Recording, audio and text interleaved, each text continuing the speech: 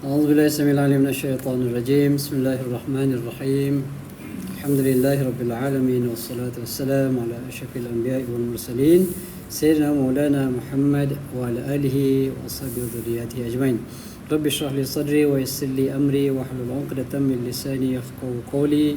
سبحانك لا علم لنا إلا ما علمتنا إنك أنت العليم الحكيم وتب علينا إنك أنت التواب الرحيم. السلام عليكم ورحمة الله وبركاته. Yang dimuliakan ahli-ahli jawatan kuasa surau, tuan-tuan, perempuan, anak-anak yang kasih sekalian, alhamdulillah wa syukurillah. Kita bersyukur kepada Allah SWT kerana Allah Ta'ala perkenankan kita sekali lagi untuk bertemu dalam majlis ilmu pada malam ini. Dan insyaAllah kita masih lagi mentelaah, membaca dan menghuraikan ataupun membincangkan tajuk daripada buku ni, buku besar ni tuan-tuan, Encyclopedia Solat. Okey. Baik, malam ni insyaAllah kita akan sambung cerita kita dengan tajuk yang baru. Sebelum ni kita dah baca tentang solat al-istikharah. Okey, solat istikharah, dia punya hikmah-hikmah dia, kan? Kebaikan-kebaikan dia, dan juga cara-cara kita nak tunaikan solat istikharah. Malam ni kita sambung dengan tajuk yang baru, iaitu solat al-jamaah, solatul jamaah. Okey, solat jamaah ni biasa kita dengar tuan-tuan. Dan kebanyakannya yang kita dengar ialah ramai ustaz-ustaz kita menceritakan tentang apa dia? Tentang kelebihan solat jemaah. Itu kebanyakan yang dibincangkan. Tapi malam ni kita pergi lain sikit. Kita tidak fokus kepada kelebihan-kelebihan ataupun fadail-fadail, kelebihan-kelebihan, ganjaran-ganjaran pahala, walaupun memang ada kan disebutkan juga nanti. Tapi kita lebih memfokuskan kepada beberapa perkara yang berkaitan dengan solat jemaah. Okey. Sebagai permulaannya, kita akan melihat apa hikmah dia. Apa dia maqasidnya. Selain daripada pahala. Pahala tu memang di antara perkara penting, apabila kita solat jemaah, kita nak pahala yang banyak. Okey. Kenapa kita nak pahala yang banyak? Sebab kita nak masuk syurga. Sebab orang yang mempunyai pahala yang banyak, insya-Allah dia akan layak untuk masuk syurga, walaupun tidak ada jaminan. Tidak ada jaminan bila kita buat amal-amal soleh, bila kita solat dapat pahala yang banyak, kita belum lagi garanti dapat masuk syurga. Sebab kita masuk syurga bukan dengan amalan-amal kita. Kita masuk syurga adalah kerana rahmah Allah Subhanahu wa taala. Dengan rahmah Allah Taala kita masuk syurga. Sebab kalau berdasarkan pada amal-amal soleh kita saja tak cukup tuan-tuan. Tak cukup dengan amal-amal soleh kita nak masuk syurga yang nikmatnya masya-Allah sangat luar biasa. Nikmatnya yang berkekalan sampai bila-bila. Tak ada penghujung dia. Kalau dunia ni tuan-tuan, kalau kita sihat, ada masanya kita akan sakit. Kalau kita hidup, ada penghujungnya, mesti akan menemui kematian. Cuma tunggu masa je. Kalau kita kaya macam mana pun, berbilion duit kita tuan-tuan, akhirnya kita akan mati, akan tinggalkan segala harta benda yang kita ada. Kalau kita ada kuasa, setinggi mana kuasa yang ada atas dunia ni, akhirnya kita akan jatuh ke bawah juga. Maksudnya bila kita mati, semuanya akan tinggal. Kita tinggalkan semuanya tu tuan-tuan. Benda tu semuanya tak kekal abadi. Bila tak kekal abadi, artinya kita kenalah bijak dalam membuat perhitungan. Jangan kita salah buat perhitungan. Artinya jangan kita kejar dunia yang sementara sifatnya dan meninggalkan kehidupan yang kekal abadi yang nikmatnya tidak terhingga kehebatannya. Jadi tak cerdiklah tuan-tuan. Tak bijaklah kalau kita kejar dunia sampai kita tinggal akhirat. Tapi insya-Allah kalau kita kejar akhirat, dunia akan berlari-lari jumpa kita, cari kita tuan-tuan. Kejar akhirat insya-Allah dapat juga dunia. Tapi kalau kita kejar dunia saja, maka kemungkinan besar akhirat akan lari daripada kita, khususnya kalau kita tidak tahu meletakkan keutamaan. Kita tak tahu macam mana kita nak mengimbangi antara kehidupan dunia dan kehidupan akhirat. Ada orang tenggelam dalam kehidupan dunia sampai dia lupa akhirat. Ini rugilah tuan-tuan. Rugi. Baik. Baik, memang pahala kita nak, tetapi selain daripada pahala kita kena tengok juga benda-benda lain yang ada kaitannya dengan solat al-jamaah. Baik, dalam pengenalan daripada buku Ensiklopedia Solat ini, dia sebutkan bahawa antara hikmah ataupun kita boleh katakan maqasid lah, maqasid matlamat ataupun objektif yang hendak dicapai daripada solat al-jamaah ini selain daripada pahala adalah penyatuan iman dan taqwa. Macam mana penyatuan iman dan taqwa itu berlaku? Okey, apabila umat Islam pergi solat berjemaah dekat masjid, dekat surau contohnya, maka di sanalah mereka akan bertemu antara satu sama lain. Contoh, saya tak kenal tuan-tuan, saya tak pernah pergi rumah tuan-tuan, betul lah? Tak pernah pergi tuan-tuan pun tak pernah datang rumah saya. Okey, so kita bertemu kat mana? Kita bertemu dekat surau, kita bertemu dekat masjid. Maka di situlah kita berkenalan antara satu sama lain. Walaupun kadang-kadang kalau tanya nama tak tahu tu kan. Dah lama dah. Kalau tanya nama seorang-seorang saya tak minta maaf lah. Nama ni memang masalah sikit. Tapi kita kenal tak muka? Muka kenal. Ini pernah jumpa? Kita selalu jumpa. Assalamualaikum, kita jumpa kan. Apa khabar semua? Tahu anggerik kan? Nama jangan tanyalah. Itu antara kelemahan kita lah tuan-tuan. Kelemahan saya lah, saya sendiri memang lemah tuan-tuan. Sebab bila dia sepatutnya tuan-tuan, sepatutnya macam ni berlaku. Sepatutnya bila jumpa mula-mula tu kita dah tanya nama. Lepas tu kita kena hafal nama dia. Sepatutnya.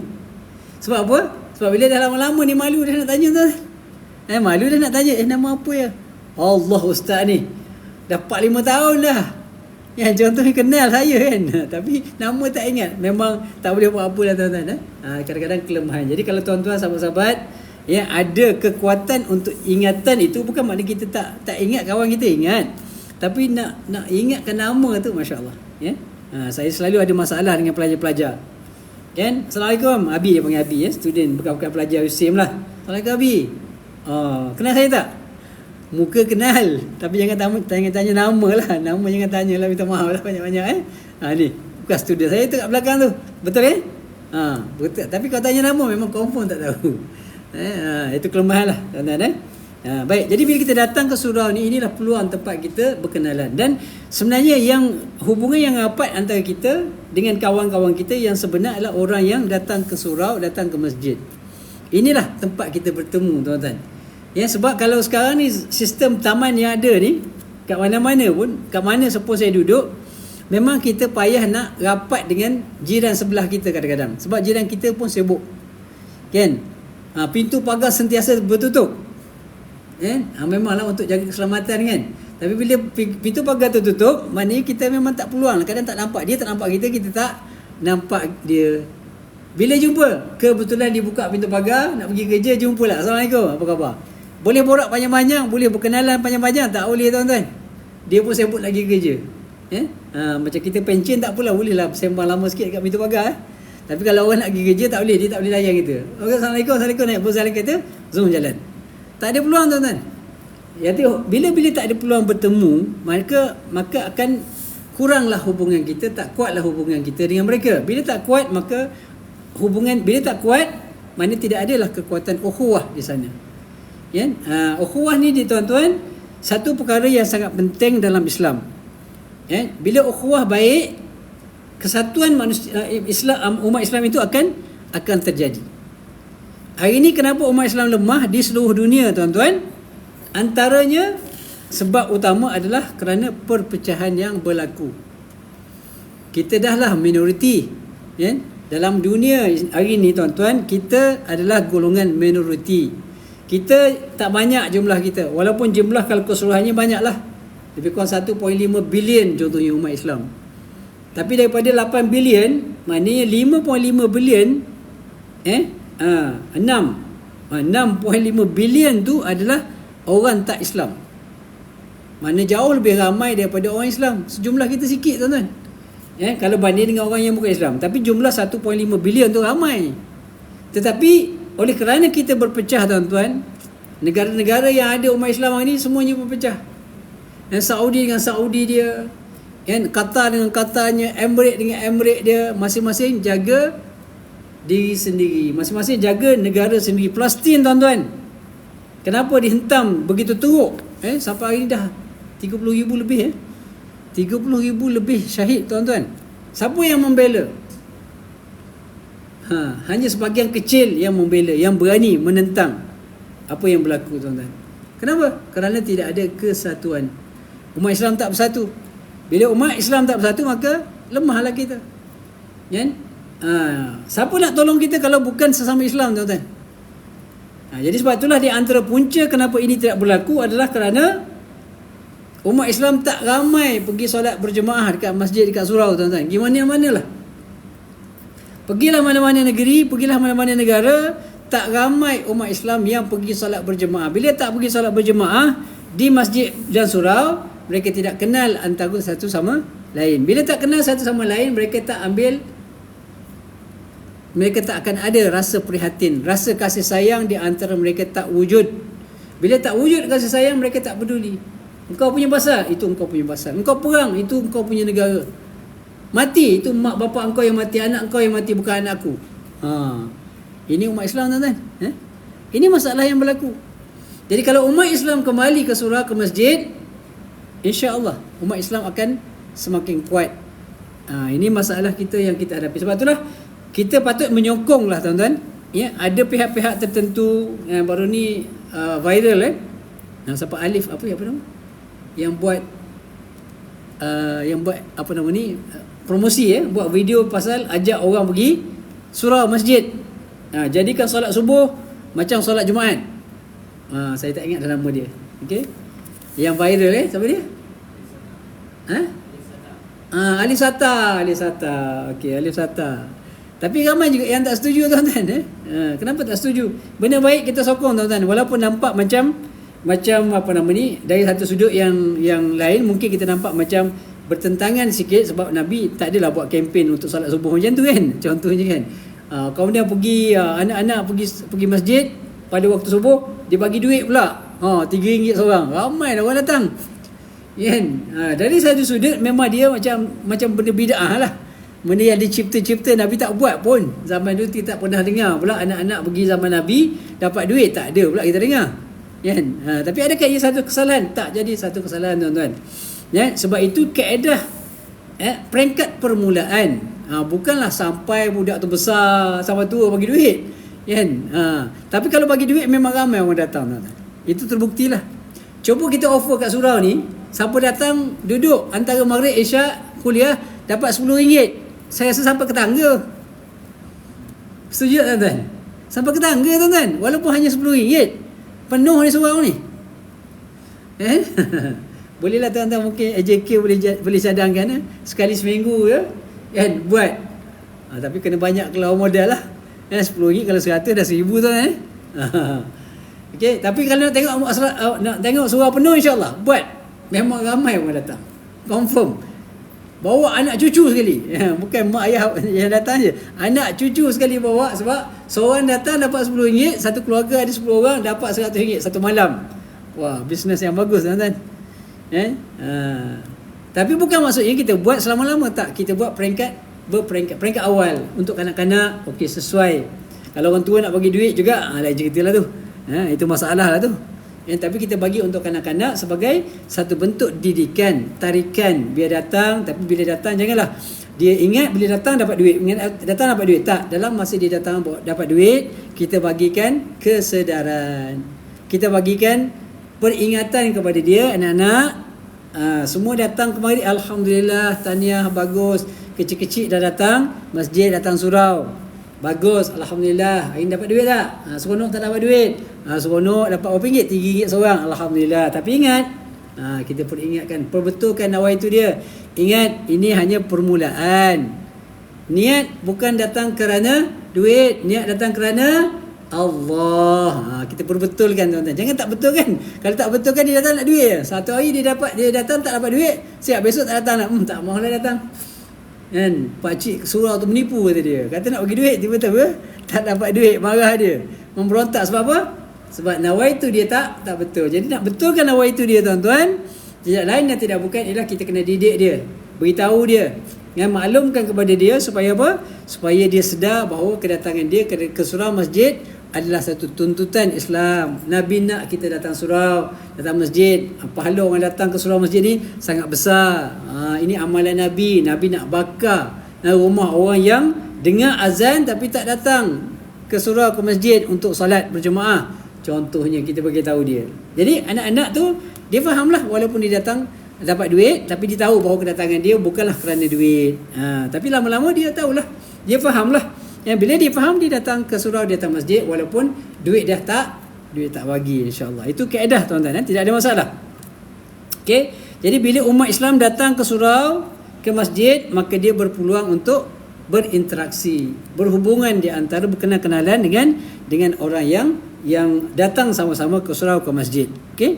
Itu di antaranya, di antara maqasid, maqasid syariah dalam solat berjemaah adalah untuk menyatukan umat Islam, untuk merapatkan umat Islam, untuk supaya manusia umat Islam berkenal-kenalan di antara satu sama lain. Tuan-tuan yang rahmati Allah SWT, antara perkara yang Nabi buat selepas bila Nabi berhijrah sampai saja ke Madinah, antara perkara yang paling penting yang Nabi buat selain daripada Nabi membina masjid ialah disebutkan sebagai al-mu'akhah.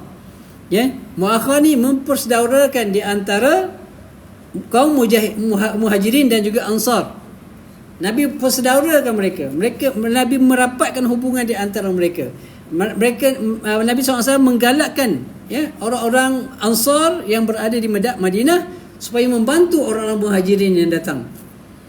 Nabi berikan galakan, Nabi berikan beritahu bahawa pahala sangat besar menanti sahabat-sahabat yang membantu mereka yang memerlukan. Sehingga kan ada di antara sahabat yang tawarkan untuk kahwinkan dengan isteri dia bila dia sanggup ceraikan isteri dia.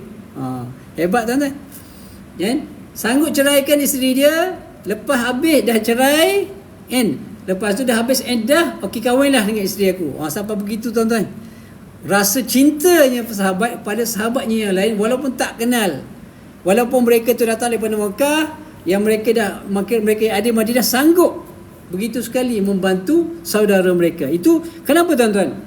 Bila umat Islam bersatu, bila ada kasih sayang di antara mereka, kalau mereka pergi berperang, maka insya-Allah kemenangan akan berada di pihak mereka. Mereka tidak akan mengutamakan diri sendiri. Kasih sayang tidak dapat dilihat dalam peperangan tuan-tuan.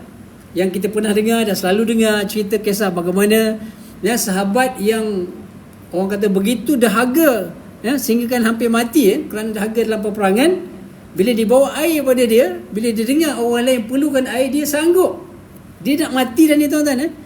Dah nazak dah, minta air. Biasa orang nak mati ni biasa dia dahaga air tuan-tuan. So bila dengar orang lain nak air, dia suruh orang yang bawa air tu pergi, okey bagi kat sana. Memang aku perlukan air, tapi tak apa, dia tu mungkin lebih memerlukan aku, lebih memerlukan air daripada aku. Bawa ke sana. Yang bila nak minum, yang kedua tu pula, yang ketiga kata nak air juga. Sanggup yang kedua tu pergi, yang ketiga bagi air kat dia, tak apa.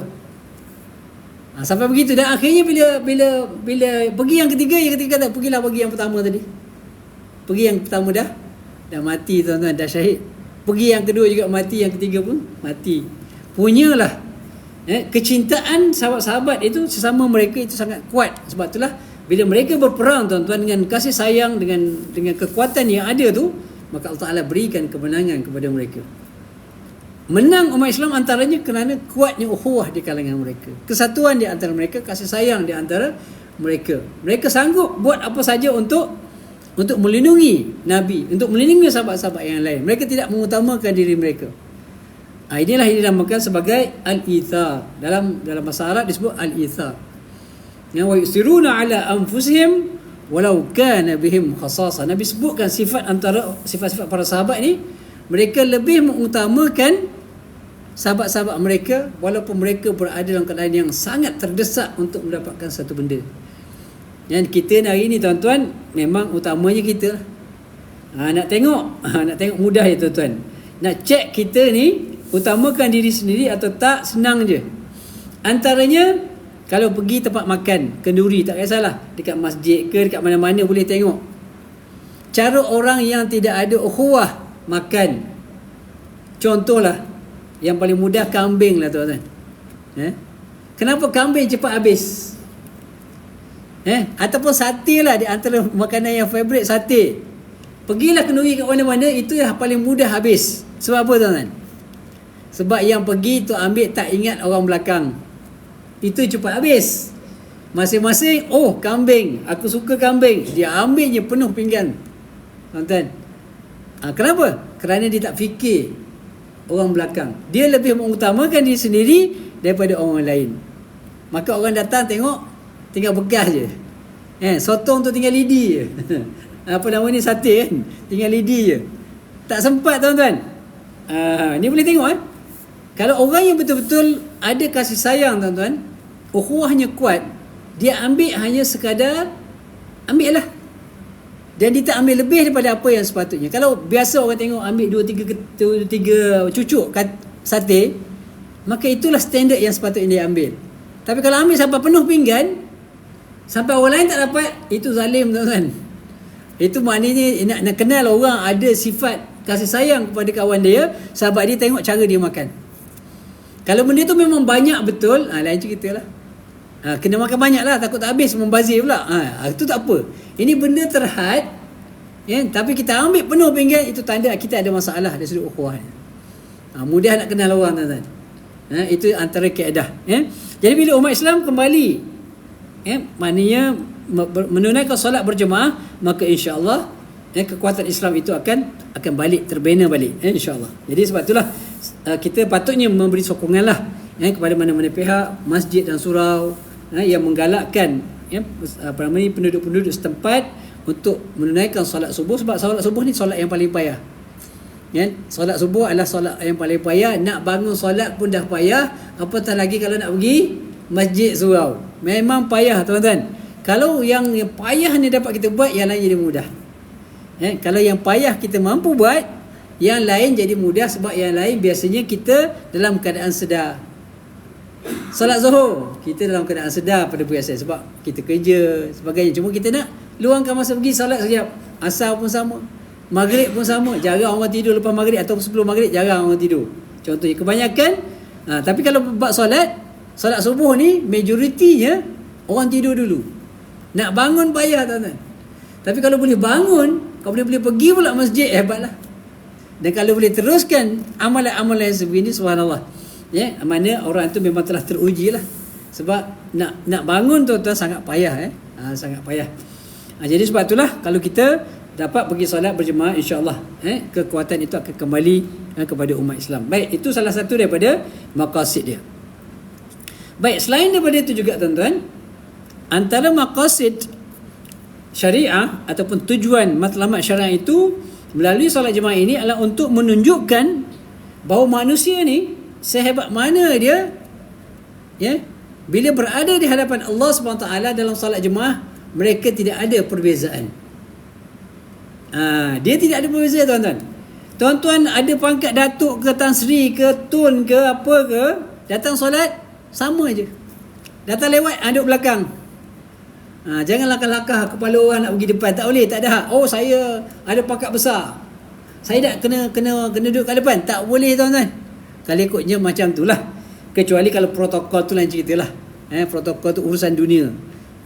Urusan dunia. Bila orang besar tuan-tuan datang solat dekat masjid hari Jumaat, memang ada tempat khusus untuk dia. Itu lain cerita lah. Itu kelebihan dia. Tak boleh nak dengki lah. Itu hak dia. Tapi kalau bukan, kalau orang lain yang tidak memang diperuntukkan tempat, maka kalau dia dah lambat di belakang lah. Artinya pangkat, kedudukan, harta benda, walaupun ada duit berbilion pun, datang solat lambat duduk belakang. Artinya apa dia tuan-tuan? Artinya Islam nak menunjukkan kepada kita bahawa manusia ni sama di sisi Allah Subhanahu Wa Taala. Manusia sama je. Banyak mana harta kamu datang awal, walaupun kamu miskin, walaupun kamu tak ada duit, kamu tak ada pendapatan apa-apa, kamu peminta sedekah. Kalau kamu datang awal, kamulah layak duduk saf pertama. Sebab apa? Kemuliaan bagi manusia bukan kerana harta dia. Bukan kerana harta dia, bukan kerana pangkat yang ada pada dia, bukan ada kerana dia orang kata influencer ke? Influencer ada 10 juta followers. Oh, saya mesti duduk saf depan. Tak ada tuan-tuan. Yang layak yang duduk hadapan adalah mereka yang datang awal. Datang awal layak di depan. Tak datang lewat belakang awak. Itu menunjukkan apa dia? Sepatutnya manusia apabila dia sepatutnya tuan-tuan, bila orang yang beriman kepada Allah SWT yang datang ke bersolat dekat surau ke masjid, walau kaya macam mana pun, dia akan rasa insaf insya-Allah kalau dia datang tu kerana lillahi ta'ala. Kalau datang tu kerana nak, contoh dekat pilihan raya, nak tunjukkan muka, nak tarik orang supaya ikut undi, itu lain cerita. Ataupun ada nak buat bisnes, nak buat bisnes dalam kawasan tu, maka datanglah tunjuk muka kat masjid surah, itu lain ceritalah. Kerana nyawa itu dia berbeza. Tapi kalau dia datang dengan penuh keikhlasan pada Allah SWT, penuh keinsafan, kalau dia kaya macam mana pun dia tidak akan rasa apa-apa, dia tidak akan rasa berbeza.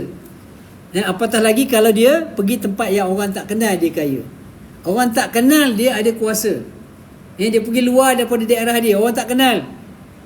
Contoh kita kalau duduk dekat area kita, orang kenal, oh ni Datuk, ini Tan Sri. Tapi kalau kita pergi luar daripada daerah, orang tak kenal kita contohnya, maka kita tak rasa kita hebat, kita sama dengan orang lain.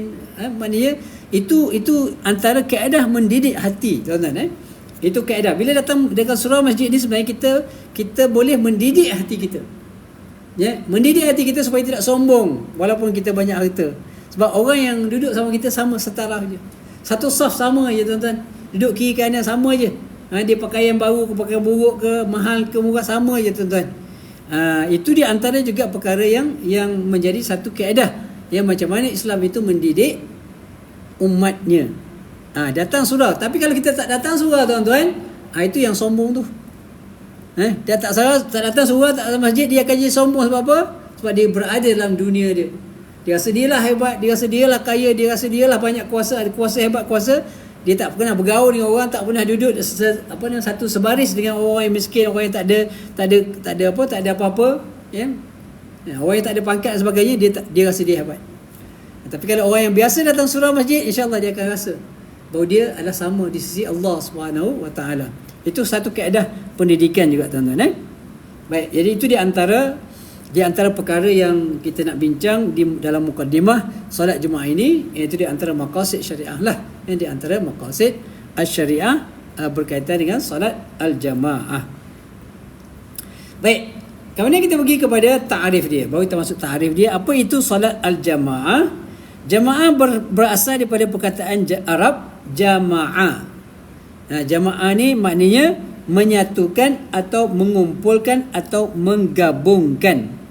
Itu secaranya jamaah. Itu perkataan apa dia? Jamaah ni daripada jamaah, himpun. Baik.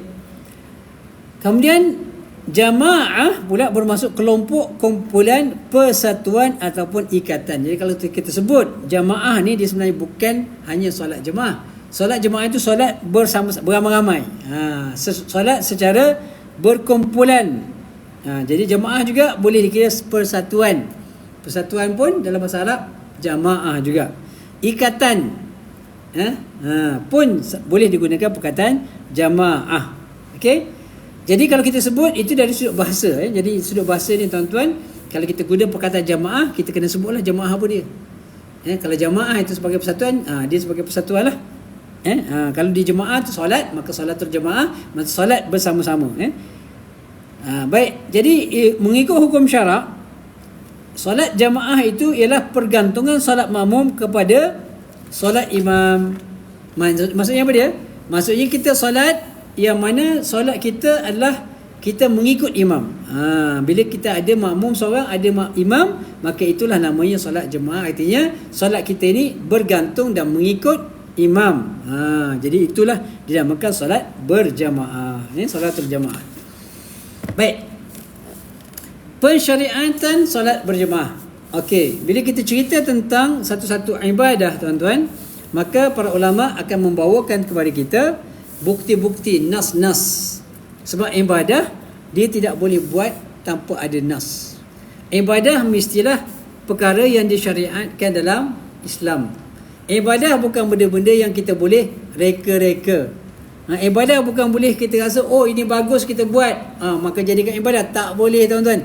Ibadah adalah hak mutlak Allah Subhanahu wa ta'ala. Allah Ta'ala lah yang memerintahkan kita. Allah Ta'ala yang mengatakan ini adalah wajib, maka kena kamu buat. Aqimus salah wa atuz zakah. Ya, contohnya, tunailah kamu, tunaikan solat, maka dia jadi ibadah kerana itu adalah arahan Allah Subhanahu wa ta'ala. Tunaikan zakat, maka hendaklah kita tunaikan zakat kerana itu adalah arahan Allah Subhanahu wa ta'ala. Dia tak boleh reka-reka. Bila reka, maka dia jadi bid'ah. Bila reka satu benda yang Nabi tak buat, maka dia jadi bid'ah. Contoh bid'ah apa dia tuan-tuan? Berwirid dengan cara kuat selepas solat, itu adalah bid'ah. Nabi tak buat. Maka boleh tak kita buat? Boleh buat, tuan-tuan.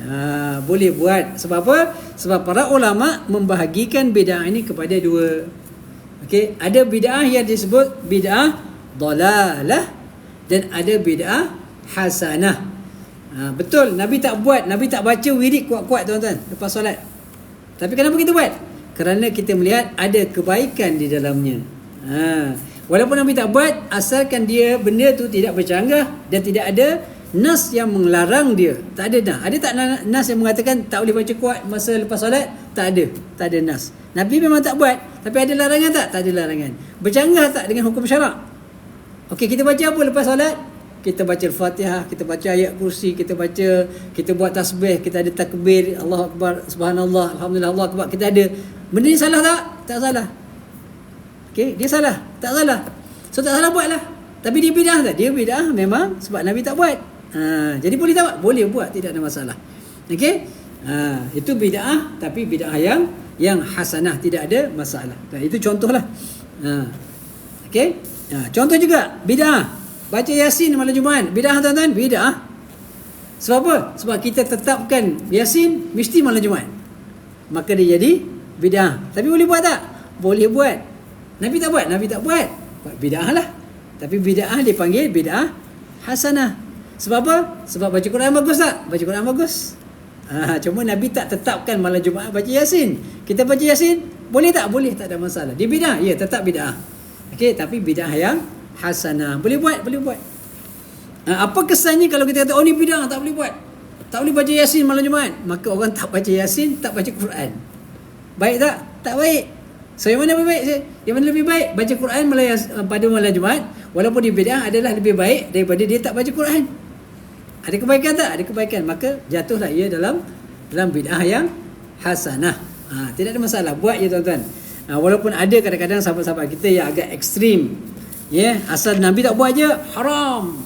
Tak boleh. Nabi tak buat je, walaupun tak bercanggah pun dengan hukum syarak, tak boleh, sesat, masuk neraka. Tak gitu tuan-tuan. Islam ni agama yang mudah. Islam itu agama yang mudah.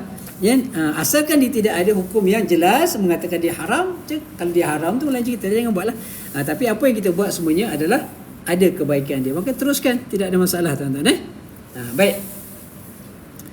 Jadi bila kita cerita tentang ibadah, maka dia kena ada nas yang jelas, barulah dia tidak jatuh dalam bid'ah yang kita sebutkan tadi. Jadi kalaupun dia tidak disebutkan, kalau benda tu baik, tidak ada masalah. Jalan je, okey, tidak ada masalah. Baik, dalil solat berjemaah ada disebutkan dalam Al-Quran. Allah SWT menyebutkan dalam Al-Quran, dalam surah An-Nisa ayat 102 berbunyi, A'udzubillahi minasyaitanirrajim. وَإِذَا كُنْتَ فِيهِمْ فَأَقَمْتَ لَهُمُ الصَّلَاةَ فَلْتَقُمْ طَائِفَةٌ مِّنْهُمْ مَعَكَ وَلْيَأْخُذُوا أَسْلِحَتَهُمْ فَإِذَا سَجَدُوا فَلْيَكُونُوا مِنْ وَرَائِكُمْ. Sadaqallahul Azim. Maksudnya apabila engkau wahai Muhammad berada dalam kalangan mereka semasa perang. Ini cerita solat dalam perang. Solat dalam perang punya, tengok tuan-tuan. Punya Islam itu memberikan perhatian yang sangat berat tentang solat jemaah. Hatta dalam perang pun Allah Ta'ala perintahkan Nabi supaya solat berjemaah. Dalam perang ni. Kita bukan perang pun. Kita tak ada perang, aman, damai, tidak ada masalah pun tak nak solat berjemaah. Ini dalam perang ni. Jadi Allah Ta'ala menunjukkan kaedah. Macam mana dalam perang nak solat. Ada kaedah dia. Solat dalam perang berbeza daripada dalam keadaan aman. Kaedah macam mana? Ini Allah Ta'ala tunjukkan kepada Nabi SAW macam mana nak bersolat dalam keadaan perang dan solat berjamaah. Solat jamaah. Dalam ayat ini yang saya bacakan tadi bermaksud, dan apabila engkau wahai Muhammad berada dalam kalangan mereka semasa perang, lalu engkau mendirikan solat dengan menjadikan yang menjadi imam kepada mereka, maka adalah sepuak daripada mereka berdiri mengerjakan solat bersama-sama kamu. Ini pertamanya nak cerita tentang solat lah. Solat berjemaah yang dilakukan oleh Nabi dalam masa peperangan. Okey. Jadi di perang ni dia tak sujud, dia tak rokok sekaligus, tuan-tuan. Dia tak rokok sekaligus. Kalau imam rokok, maka makmum masih lagi berdiri. Okey. Jadi imam bangun baru makmum rokok. Macam tu. Bila i'tidal barulah imam makmum rokok. Bila imam sujud, makmum tetap berdiri, berjaga-jaga. Sebab dalam perang ni masih lagi dalam keadaan berjaga-jaga, tuan-tuan.